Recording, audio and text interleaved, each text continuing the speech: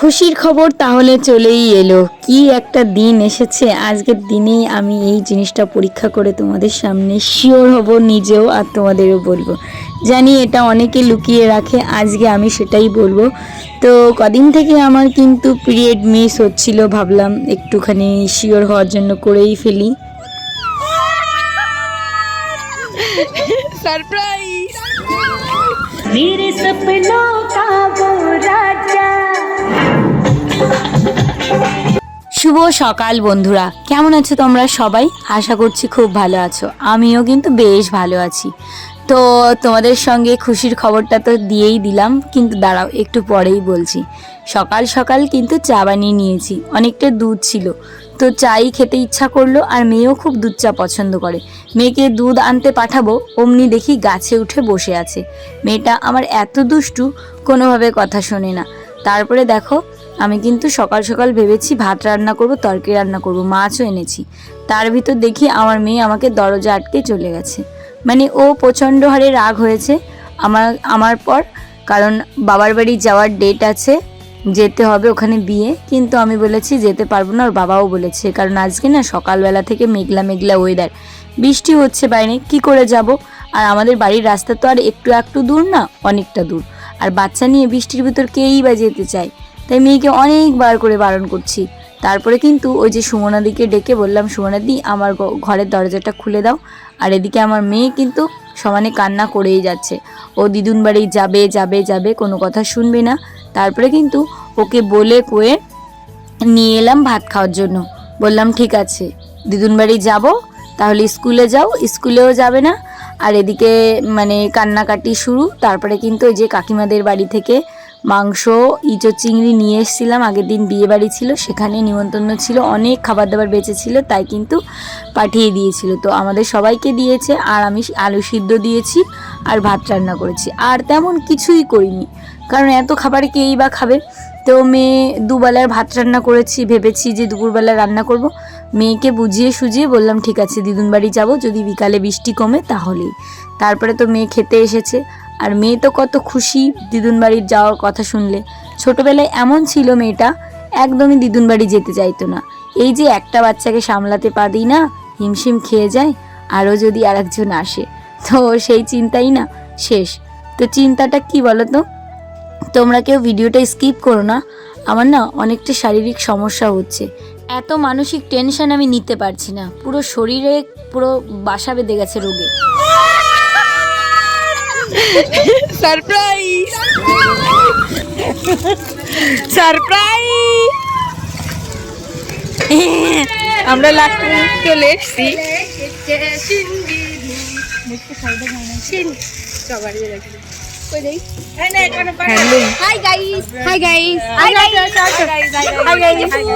আমরা মাথায় লাগাবো, অনেক ভিডিও বানাইছি তোর জন্য, বিয়ের পুরো প্রসেসিং, আমার ওই বিয়ের ভিডিও তোরা দিয়ে দেবো, তুই যা। नंबर जाएंगे और ट्रैक्टर में उठा के लेके आके आपको उधर डाल देंगे। দেখো বন্ধুরা, আমরা কিন্তু পৌঁছে গেছি। नहीं नहीं नहीं नहीं একবারে সবাইকে সারপ্রাইজ দিয়ে দিলাম। আমি আর কি বাড়িতে চলে এসেছি, কেউ জানে না, জানো তো। তো মেয়েও খুব খুশি, বৃষ্টিটাও কমেছিল। আর আমার বাবা কিন্তু এদিকে ফোনে কথাই বলছে, কারণ সাইড চালাতে হয় তো। তারপরে কিন্তু দেখো ঘরে ঢুকে গেলাম। শারীরিক সমস্যা বলতে মানে মাইন্ডটা পুরো নষ্ট হয়ে গেছে আমার, পুরো আমি ডিপ্রেশনে, হীনমন্যতায় ভুগে ভুগে আমার বাড়ির ফ্যামিলির লোকরা যে আমাকে এত ক্ষতি করবে আমি সত্যিই ভাবিনি। মানে আমাকে পুরো দুমড়ে মুচড়ে শেষ করে দিয়েছে। আমি কিন্তু ঘরে ঢোকার সঙ্গে দেখলাম মাম্মা কিন্তু কম্পিউটারে বসে ছবি আঁকছে, মাম্মা এদিকে কত কিছু এঁকেছে, চলো তোমাদের দেখাই। আর সবাইকে বললাম কেমন আছো, আজকে বিয়ে তার জন্যই আসা, নাহলে আসা হতো না। বাহ, গরুটা তো সেই কিছে। এ গরু মাম্মা, তুমি কম্পিউটারে কি লিখছো? লায়ন এটা কি বানিয়েছে কে জানো? লেপার্ড। হ্যাপি এটা হচ্ছে মাঙ্কি। হিল্লো হিল্লো আর কি? হ্যাপি লিখবে তো হিল্লু লিখেছে বলে। জানো তো, লোকের কাছ থেকে কোনো রকম যদি দুঃখ পেতাম তাহলে আর এরকম সমস্যাটা হতো না। জানি মানুষ তো মানুষের ক্ষতি করে, কিন্তু নিজেদের লোক যে এতটা ক্ষতি করে সেটা আগে আমার জানা ছিল না। তাই জন্য কিন্তু শরীরে এত রোগে বাসা বেঁধে গেছে। যে মানুষের কোনোদিনও পিরিয়ড মিস হয় না, কোনোদিনও কোনো প্রবলেম হয় না, সেই মানুষটা আজকে 2 মাস হয়ে গেল কোনোভাবে, মানে 1.5 মাস, সরি 2 মাস বলছি, কোনোভাবেই হচ্ছে না। তাই কিন্তু আমি আজকে চেক করলাম যে কি হতে পারে, তারপরে দেখালো নেগেটিভ। নিশ্চিন্ত হলাম, যে মানে চিন্তামুক্ত হলাম। কারণ এই পরিস্থিতিতে নিজেদেরই থাকার জায়গা নেই, নিজেদেরই বাসস্থান নেই, নিজেদেরই কোনো কিছু নেই। আর এখন যদি আরেকজন পৃথিবীতে আসে তাহলে তো তার দায়িত্ব কর্তব্য সব কিছুই নিতে হবে। চাই না কোনো বাচ্চা কাচ্চা আমার জীবনে আসলে পারে তাকে আমি অবহেলা করব। তার থেকে মানে কি বলবো, ভীষণই খারাপ লাগলো আমার, যে আমার শরীরটা কি হয়েছে। যে মানুষের কোনোদিনও এরকম সমস্যা হয় না, জানি মেয়ে মানুষের বলতেই সমস্যা, কিন্তু আমি যে এতটা প্রবলেমে আছি, শরীরে পুরো রোগের বাসা বেঁধে গেছে। মানুষের জীবনে না শারীরিক সমস্যাটাই মেন, টাকা পয়সা ধন দৌলত এইগুলো কিচ্ছু থাকে না। শরীর যদি সুস্থ থাকে না, সব কিছু মানুষ কর্ম করেও অর্জন করতে পারে। কিন্তু এই ছোট ছোট ব্যবহারগুলো মানুষকে চিনিয়ে দেয়। নিজেদের লোকরা যদি কোনোভাবে বাজ দেওয়ার চেষ্টা করে না, আমার মনে হয় তাদের সঙ্গে কোনোদিনও সম্পর্ক রাখাটা উচিত না। কারণ নিজের মানুষটাই এই ক্ষতিগুলো করছে। এতভাবে আমি মানসিক চাপে আছি। তো দেখো আমরা কিন্তু সাজুগুজু করে রেডি হচ্ছি, আর আমি এই পিঙ্ক কালারের শাড়িটা প্রথমবার পরলাম। আর আমি এখন যাব বিয়ে বাড়িতে। এই তোরা এখনো যাসনি? বাবা রে বাবা, তোর জন্য দাঁড়িয়ে রয়েছে। এই যে গিফট এখন যাচ্ছি, তোর জন্য দাঁড়িয়ে রয়েছে। আর আমাদের বাড়ি থেকে বিয়ে বাড়িটা দূর না, আমাদের বাড়িতেই প্যান্ডেল হয়েছে, তোমরা ঢোকার সময় দেখেছিলে খাওয়া দাওয়ার। আর এই যে হচ্ছে কনের বাড়ি যাচ্ছি, আমাদের গ্রামেরই ছেলে মেয়েরই বিয়ে। ওরা দুইজন ভালোবাসা করে বিয়ে করেছে, 11 বছরের ভালোবাসা পূর্ণতা পেল। তার কারণটা হচ্ছে ছেলেটা রেলের চাকরি পাওয়ার পরই কিন্তু মেয়েটার হাতটা এখনও ধরে আছে। মেয়েটাও মানে তার বাবা মাকে মানিয়ে কিন্তু বিয়েটা করছে, খুব ভালো। এরকম বিয়েই হওয়া উচিত, জানো তো। কর্মজীবন না থাকলে বিয়ের কোনো মূল্য থাকে না, পরবর্তীতে অনেক কথা শুনতে হয়। এই ভালো আছিস? তোর তো সুন্দর লাগছে রে পলি। সত্যি ভালো লাগে। তুমি এসছো? হ্যাঁ নে ছবি তুলে দিদি। শাড়িটা পরিস। বলবি টাকা কোন টাকা? মা কেবল টাকা নিয়ে গেল তো 1 সেকেন্ড দাঁড়াও, নেই দিদি খাবি? উঠে গেছে না আসলে দেখা কিছু খাই না, আমরাই বেশি নিয়ে এসেছি। আরে না, এখন মাংস খাওয়ার দরকার না। হ্যাঁ মাংস না, তুই করে খাবি না কিছু। কোনো সারাদিন কিছু খাই না না, খাস না রে। এখন আমার খাওয়ার কোনো ইচ্ছা। আর এই যে দেখো বউকে কি মিষ্টি লাগছে। ওরা কিন্তু সমবয়সী, একই গ্রামের ছেলে মেয়ে। আমরা তো, এটা হচ্ছে আমার দিদির যার মেয়ে, আর সেই দিদি আসেনি, বড়দি। তো যাই হোক, আমাদের এত করে বলেছে, না এসে পারলাম না। আর মেয়ের কান্নাকাটির জন্য তো আসতেই হবে। কি মিষ্টি লাগছে বলো তো। ওর নাম হচ্ছে পলি। তো ভালোবাসা পূর্ণতা পেলো, 11 বছরের ভালোবাসা। তোমরা সবাই আশীর্বাদ করো ওরা যেন সুখে সংসার করে। তো খুব মিষ্টি লাগছে। আর ওদের বাড়ির ফ্যামিলি সবাই খুব ভালো। আমরা ছোটবেলা থেকে এক জায়গায় বড় হয়েছি, এখন ওর বিয়ে। আর এদিকে দেখো আমরা বোনরা কিন্তু সবাই মিলে সুন্দর করে রেডি হয়েছি। এত সংসারের কথা বলি, নিজের শরীরের কথা বলি, কোনো কিছুই তো হলো না। কিন্তু এই যে মিসটা হলো, তা কী দিয়ে কী হয়েছে জানি না। যাই হোক, তো বসে বসে একটু ছবি তুললাম, একটু ভিডিও করলাম।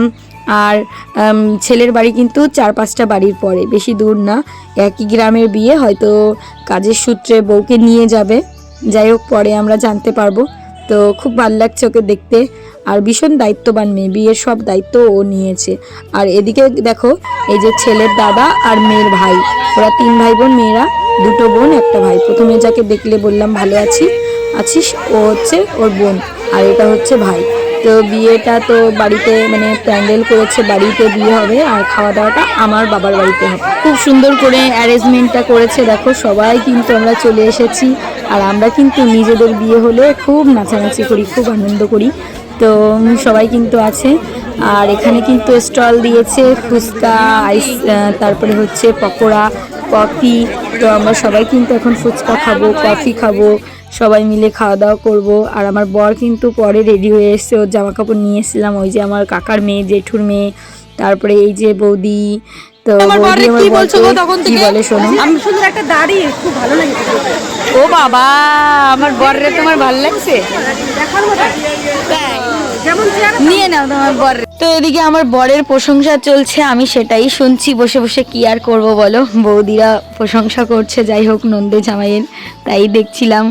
আর এদিকে কিন্তু আমরা এখন কফি খাবো, আমার বরকেও কফি এনে দিয়েছি, সবাই খুব মজা করছি। বাবার বাড়িতে আসলে না সবার সঙ্গে আমরা খুব মিশি, কথা বলি, ওই জন্য আমাদের বোনগুলোকে কেউ খারাপও বলতে পারে না। তো এত কথা বলছিল, হয়তো তোমরা শুনতে পারবে না, তাই কিন্তু আমি কথাগুলো মিউট করে দিলাম। আর আজকের ভিডিওটা একটু বড় হবে বন্ধুরা, কষ্ট করে দেখে নিও। অভিজিৎও চলে এসেছে, তারপরে কিন্তু আমরা সবাই মিলে ফটো তুলে নিলাম। আর ছেলের বাড়ি মেয়ের বাড়ি একই জায়গায় বিয়ে হচ্ছে যেহেতু, তাই জন্য বরযাত্রীদের আলাদা করে কোনো মানে আত্মীয়তা দেখাতে হবে না। তার কারণটা হচ্ছে সবাই এক গ্রামের, কেউ কিছু মনে করবে না। আর আমাদের গ্রামের না বন্ডিংটা খুব ভালো, একটা কাজ করলে সবাই কিন্তু চলে আসে। তো ছেলের বন্ধু বান্ধবরা এসে কিন্তু এখানে অনেক কথা বলছিল, ফটোশ্যুট হচ্ছিল। এদের আগে রেজিস্ট্রি হয়ে গেছে, এখন কিন্তু বিয়েটা হচ্ছে অনেক দিন পরে। যাই হোক, খুব ভালো লাগছে। তো এই যে দেখো, বউকে কিন্তু ঘর থেকে বের করে নিয়ে এসছে, এখন চারিপাশে ঘুরবে, যে নিয়মগুলো আছে। আর এখানে আমাদের গ্রামে কতগুলো ছেলে এসেছিল, তারা পণ্ডিত মশাইকে জ্ঞান দিচ্ছিল যে এই নাকি বিয়ের নিয়ম, ওই নাকি বিয়ের নিয়ম। শোনো, এক একটা জায়গায় এক একটা নিয়ম থাকে, সবার ক্ষেত্রে কিন্তু এক নিয়ম হয় না। বিয়ে 12 জাতির ভিতর 12 রকমের। তো এদিকে কিন্তু আমার বরের সঙ্গে একটা রিলস করছিলাম, যেটা হচ্ছে মানে এমনি হচ্ছিল গানটা, তো ভীষণ মজা লাগছিল। আর এই দিকে জামাইবাবুর কোলে শালি বসে আছে, আমরা অনেকগুলো ফটো তুললাম। তো মানে যে জামাইবাবুরা আছে তাদের যদি শালি না থাকে, শ্বশুরবাড়ি গিয়ে কিন্তু মজা নেই, যেটা আমার বর, বোনের বররা সব খুব ফুলফিল করে, এই জিনিসটা খুব মজাও পায়। আমরা কিন্তু ভীষণ আনন্দ করি।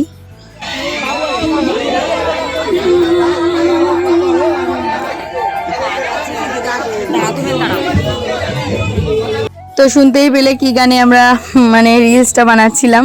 তারপরে দেখো, এদিকে কিন্তু বরকে কোলে নিয়ে উপরে উঠিয়ে দিয়েছে, আর নামাবে না। মালা বদলের সময় বউ তো একদম তাকিয়ে রয়েছে। আমি আবার বলছি যে একদম নিচু হবি না, তুই যখন নিচু হয়ে নামবে তখনই কিন্তু মালাটা পরাতে হবে। তো ওই মতোই কাজ করছিল। আর কত লোক দেখো, এখানে তো কোনো লজ্জা পাওয়ার ব্যাপার নেই, কারণ একই গ্রামের ছেলে মেয়ে হলে যেটা হয়, সবাই নিজেরা, কে কি মনে করলো এটা কারো ভাবনা চিন্তাই নেই। তারপরে কিন্তু ও নিজে থেকে নেমে এসেছিল, তারপরে মাথাটা নিচু করে মালা বদলটা করলো।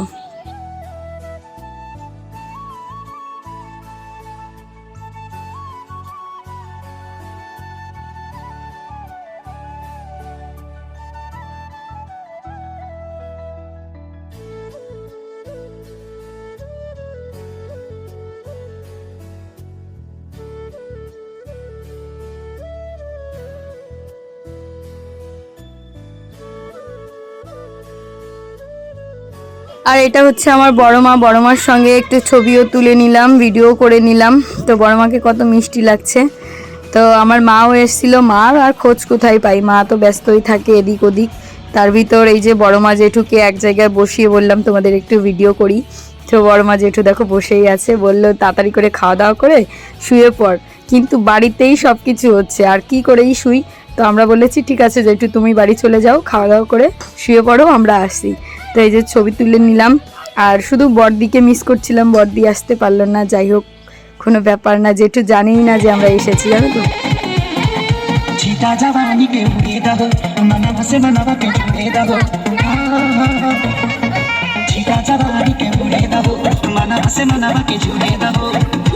তো এই যে দেখো, সব বোনরা মিলে কিন্তু একদম নাচ শুরু করে দিয়েছি, এখন ননস্টপ নাচ চলতেই থাকবে 12টা 1টা পর্যন্ত, কারণ মাধ্যমিক পরীক্ষার শেষ, কোনো বারণ নেই।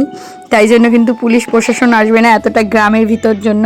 তো ভীষণ মজা করেছি, বাবার বাড়ি না গেলে এই মজাটা মনে হয় না হয়, কারণ শ্বশুরবাড়িতে তো এরকম করে নাচ গান করা যায় না, পাড়া প্রতিবেশী শ্বশুর শাশুড়ি অনেকের কাছে অনেক কথা শুনতে হবে, সেই জন্য কিন্তু যা করি, যা ভালো লাগে বাবার বাড়ি গিয়েও করার চেষ্টা করি।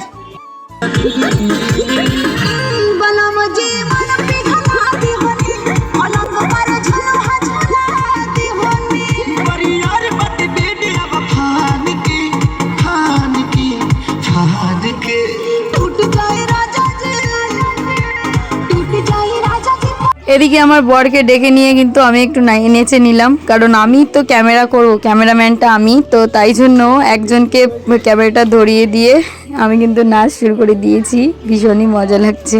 তারপরে এখন সবার নাচ একটু একটু করে দেখবে, তো চলো আমি মানে ওদের নাচও দেখাই। কতই বার নাচবো বলো।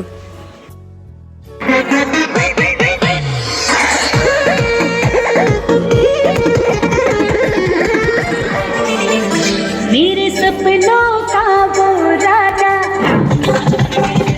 ओ मेरे सपनों का वो राजा, मैं अब इंतजार ये तो है तुझको पता।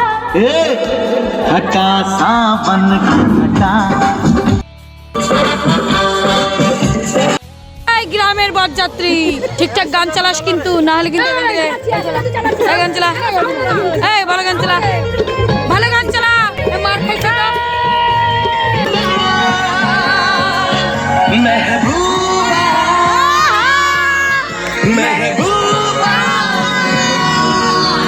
তো দেখো বর তো কিন্তু আমার সেই নাচা শুরু করে দিয়েছে, আর আমরা খুব ফুল মজা করছি, ভীষণই আনন্দ করছি। তোমরা দেখেই বুঝতে পারছো, এত গান দিলে হয়তো কপিরাইট চলে আসবে, তাই একটু মিউট করে দিয়ে আমি আমার ভয়েসটা দিতে বাধ্য হচ্ছি। তার কারণ তোমরা তো জানোই ইউটিউবের কি আছে রুল।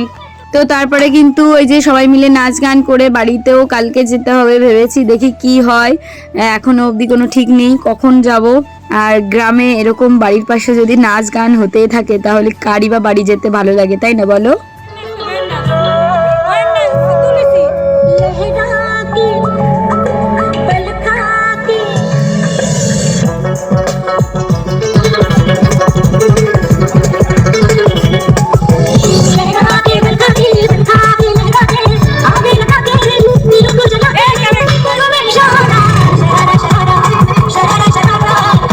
আর এটা হচ্ছে আমার কাকার মেয়ে, কিন্তু নার্স। তো এ কিন্তু নাচছে, দেখো কত সুন্দর করে, ভীষণই ভালো লাগছে।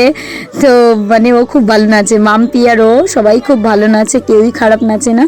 আর মাম্পি আর আমার বড় কিন্তু নাচছিল।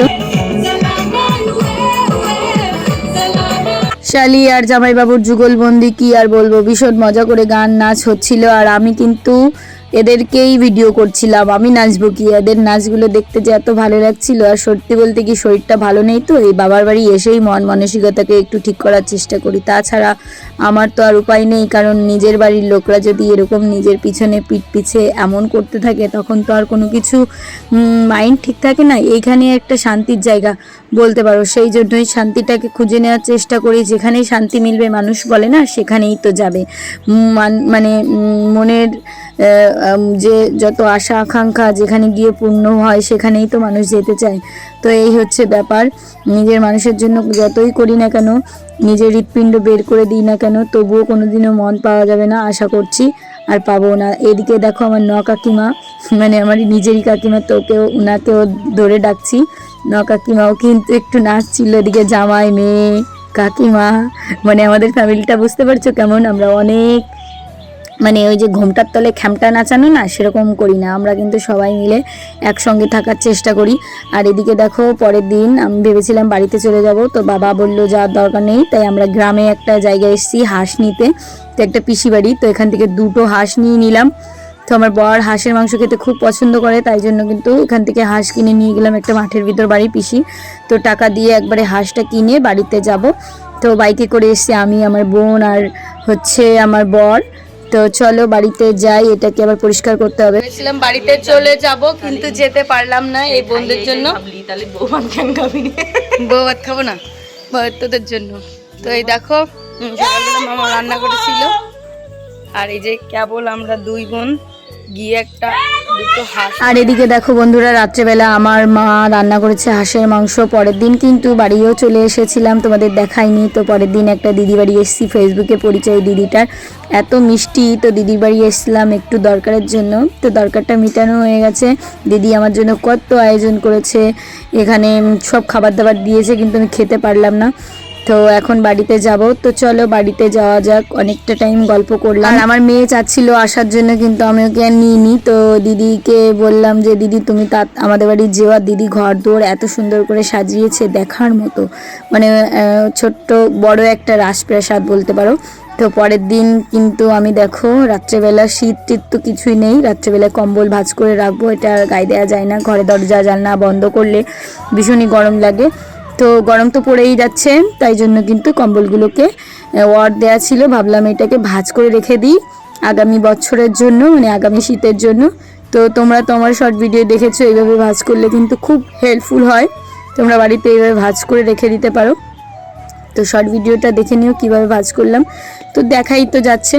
তো চলো বন্ধুরা, আজকের ব্লগটা কেমন লাগলো অবশ্যই কমেন্ট করে জানাবে। যদি ভালো লাগে একটা লাইক করবে, চ্যানেলটিকে সাবস্ক্রাইব করবে। দেখা হচ্ছে আর একটি সুন্দর ব্লগ নিয়ে। তোমরা সবাই ভালো থেকো। আশা করছি আজকের ব্লগটা তোমাদের অনেক বেশি ভালো লাগছে। একটু কমেন্ট করে জানিও। টাটা।